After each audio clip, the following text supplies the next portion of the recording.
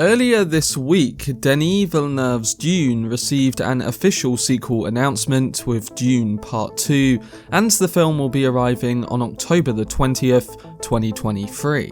But what can we expect to see from the second part of the new adaptation for Frank Herbert's seminal science fiction novel? In this video, I'm going to be discussing what I personally want to see in Dune Part 2, including the things we most likely will get when that sequel finally lands. This video will contain spoilers from Dune Part 1 and potential characters and events from the later stages of the novel, so if you don't want anything spoiled, then I would recommend watching this video at another time. If you want to keep up to date on any of my content surrounding Dune Part 1, Part 2 and beyond, then don't forget to support this video by giving it a like rating, subscribing to the channel and turning on your notifications. Also, feel free to check me out on Twitter, Facebook, Reddit and Instagram at Cortex Videos, which is all linked in the description below. But without further ado, let's dive into the things that I can't wait to see in Dune Part 2. So for all the scope and grandeur of Denis Villeneuve's first Dune film, it only adapts the first half of Frank Herbert's 1965 novel. The subtitle Part 1, seen on the opening title card, gave us the possibility of a Part 2, and on Tuesday, Legendary confirmed that a sequel is indeed coming. The first movie ended as Paul and Lady Jessica were accepted into the Fremen and on their way to Stilgar's home. With House Atreides pretty much decimated, it's going to be them against the Empire in the sequel, where we're sure to see more of Paul's visions of his future, leading a revolt against the Empire come to life. Assuming Villeneuve closely follows the book as he did in the first movie, expect to see a time jump, some new children enter the world, and major reveals. I'm honestly so excited to see what the director will do with all of this material available to him, and there are many things that the auteur-filmmaker can do to satisfy fans and bring this first novel to an epic conclusion on the big screen. But what are some of the main things that I want him to adapt in Part 2? The first of many things that I can't wait to see more of is the Fremen. Despite being heavily featured in the film's marketing, Zendaya was only on the set of Dune for a week, and her character Chani has very obviously limited screen time. Though the Fremen are one of the most important and iconic elements of Dune, they only really come into the foreground in the second half of the story. Villeneuve's film ends with Paul Atreides and his mother, Lady Jessica, becoming part of the Fremen community following the destruction of House Atreides. The second film will most likely show us what it's like to live in the Fremen communities called Sieches, and how Paul goes about cultivating the desert power that was so desperately sought by his father, Duke Leto Atreides. We get a little tease of this at the end of the film when Paul and Chani spot another Fremen riding a sandworm across the desert, and Paul learning to ride a worm himself is one of the greatest moments in the novel. One of the main thrills of Dune Part 2 will be seeing Villeneuve, Chalamet and their collaborators bring this to life in a sequence that will surely be visually stunning and metaphorically pleasing in reflection to the events of Part 1. But Paul won't be the only one learning new things among the Fremen, and that brings us on to the next intriguing element.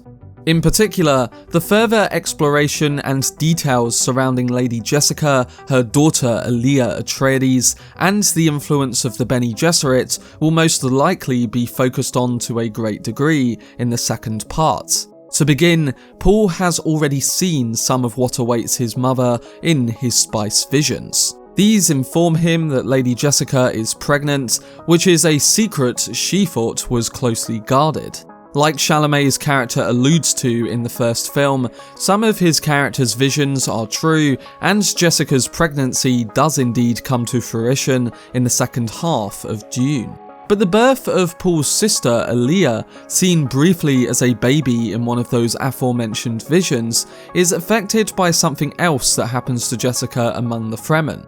Jessica was trained in the ways of the Bene Gesserit by Reverend Mother Helen Mohiam, but the Fremen have their own version of this tradition.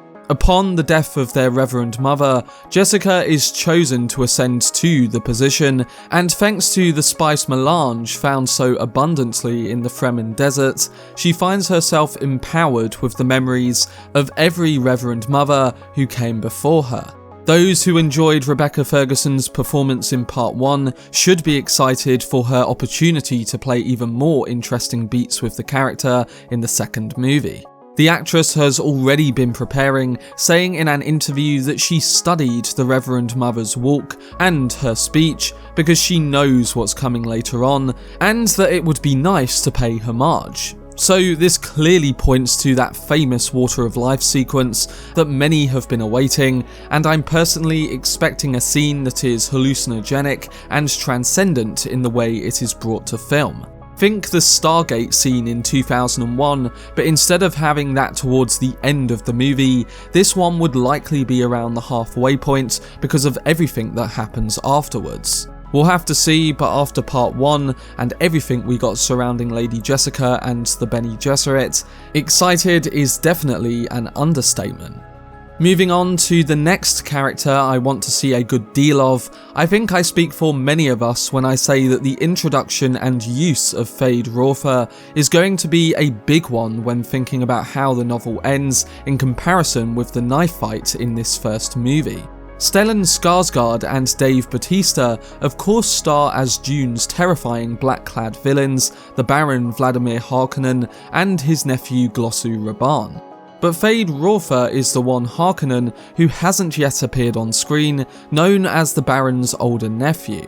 Like Paul Atreides, Feyd Rautha is a talented and charismatic young heir of a great house. The Baron sees him as the future of House Harkonnen, and in fact, the reason he tells Raban to squeeze the population of Arrakis after retaking it from House Atreides is because he wants popular opinion to turn against Raban, so that Feyd Rautha can be brought in as a replacement and look like a charming saviour in comparison. In other words, Feyd Rautha is Paul's dark mirror image and will hopefully make quite the entrance in Villeneuve's second part. So who then should be cast in the role opposite Timothée Chalamet?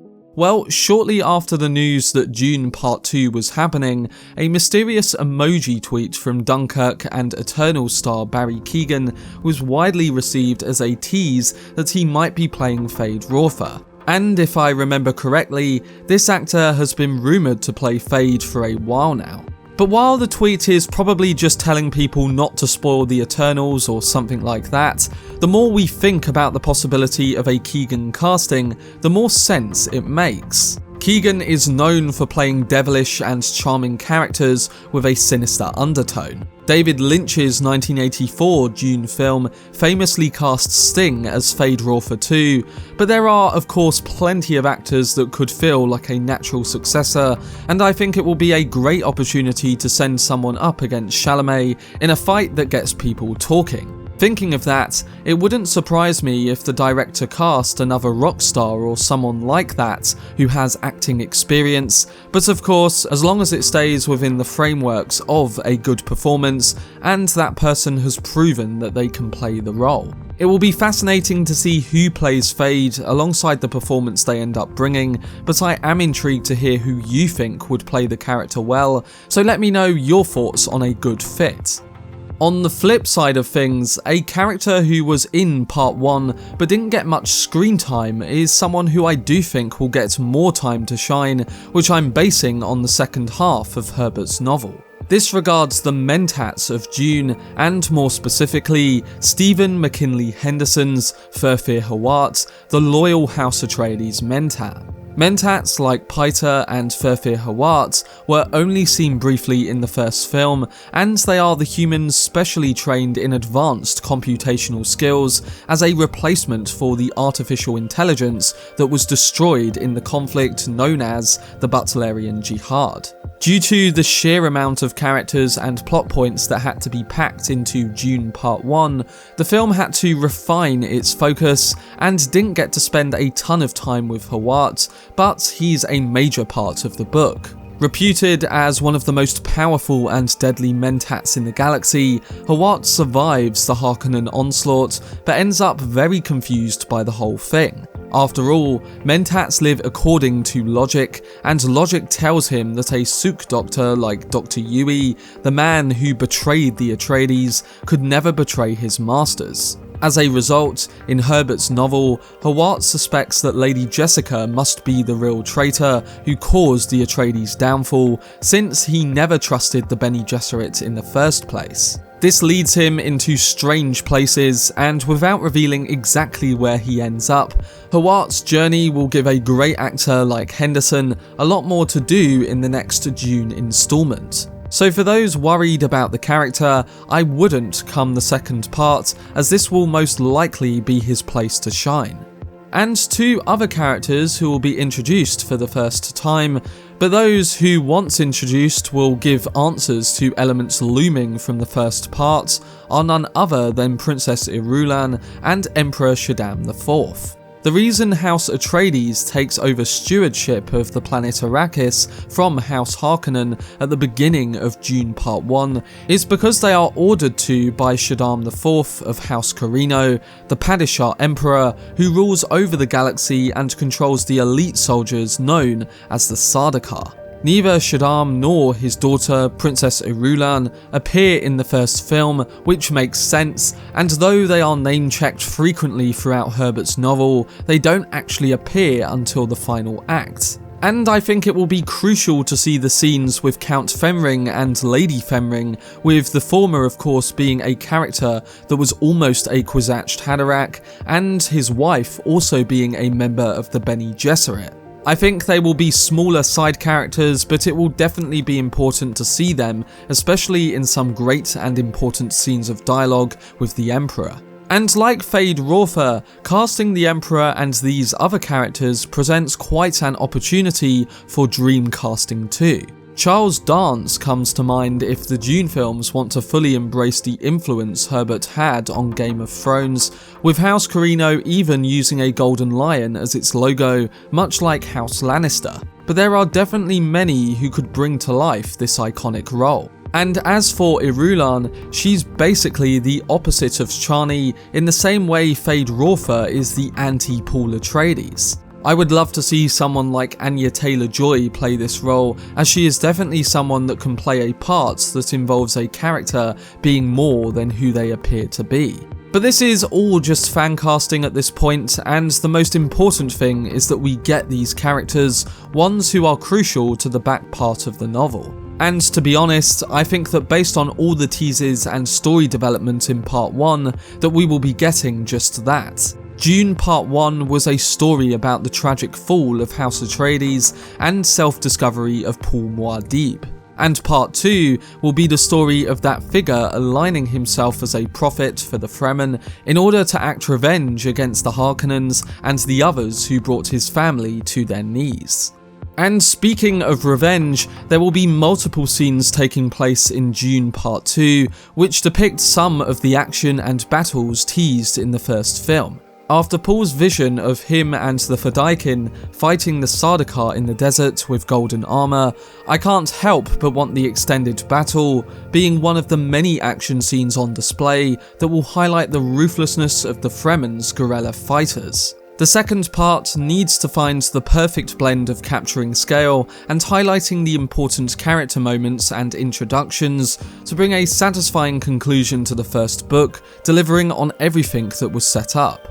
Paul's ascension to the emperorship and the Fremen's regaining of control complete the reversal of status that occurs during the course of the novel. This will be crucial to emphasise on, giving the saga its depth in terms of rewatchability, and it will set in stone how the audience looks at Paul going forward and everything that Dune Messiah is going to deal with. I'm hoping we'll also get most of the complexity surrounding Jessica, Stilgar, and the Fremen in the third act, and how this all comes to a head with the final battle.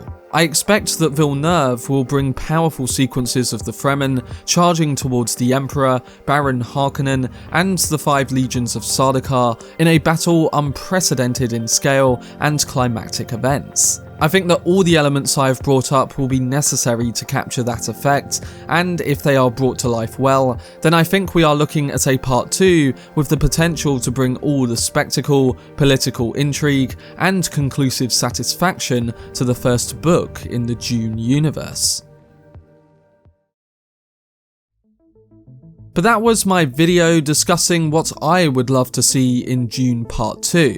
Dune Part 2 may have only gotten the studio greenlight in the aftermath of Dune's opening weekend, but that doesn't mean that Denis Villeneuve hasn't been planning for the news for a very long time. Shortly after the film's world premiere at the Venice Film Festival, the filmmaker confirmed that the structure and the design of the sequel was planned alongside the development of the 2021 blockbuster. It's because of this that the next chapter in the series will be able to move very quickly through development, even to a point where he has already wrote the script. Alongside the excitement of Hans Zimmer returning, cinematographer Greg Fraser, an exclusive theatrical run, and Denis Villeneuve's spoken plans beyond Part 2, there is more than enough to be excited about going forward. Should all things go well with finishing his adaptation of Frank Herbert's first Dune novel, Villeneuve wants to then turn the series into a trilogy with the first ever big screen version of Dune Messiah, which would round out the story of Paul Atreides. We'll have to see, but alongside the development of new characters, returning ones, and the big screen spectacle in store, Dune Part 2 on its own is going to be a hell of a treat for us in 2023. But let me know down below in the comment section what you are personally excited for surrounding Dune Part 2, alongside how you would like to see certain elements adapted from the second half of Herbert's novel. I will also be doing a more in-depth video in a few weeks' time discussing why I think Dune Part 2 will be a game changer for modern science fiction based on its material and potential, so keep a lookout for whenever I post. For much more videos and news on Denis Villeneuve's Dune universe, then subscribe to the channel and turn on your notifications. Also, if you enjoyed this video, remember to leave a like rating and follow me on social media via the links in the description. But anyway, I hope you guys enjoyed it. I've been Cortex, and as always, make some noise.